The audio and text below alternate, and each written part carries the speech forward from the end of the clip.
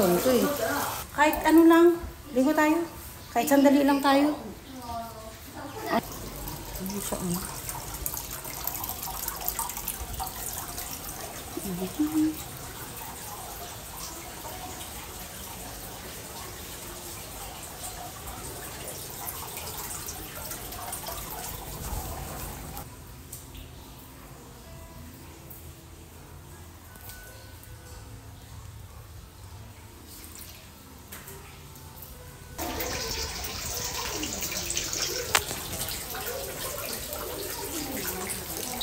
Ayun yung ulam niya, anong kainin natin?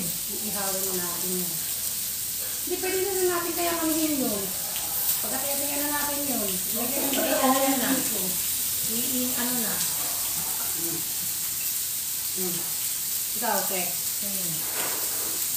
Ano yan? Oh, lagyan mo. Ay, anong gusto mo mataba? O, bigyan mo kay ating isa. Bigyan mo kay ating isa. Pero ano. Ayun. Gusto mo ba? Hindi, ano yun dyan? Yung shabu-shabu, bigay mo rin sa kanila dyan. Pwede ka dyan? Hindi. Lagay ko sa kanila. O, eto, ano gusto niya dito? Anong gusto niya dito? Kaya naman. Ayun, anong kete? Huwag mo yung suka yung matira sa akin. Gusto ko na lang sa akin.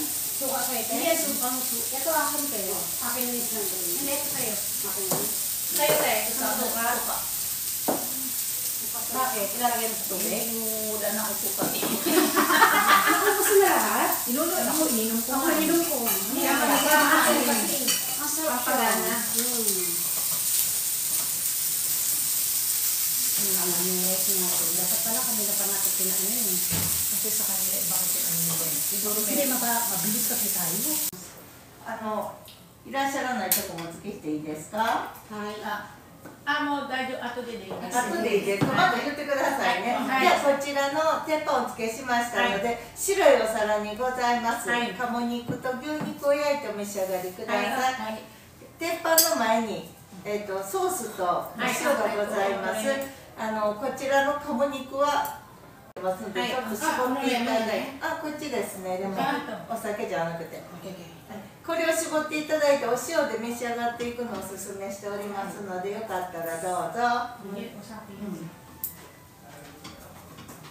Uy, ano ba yan?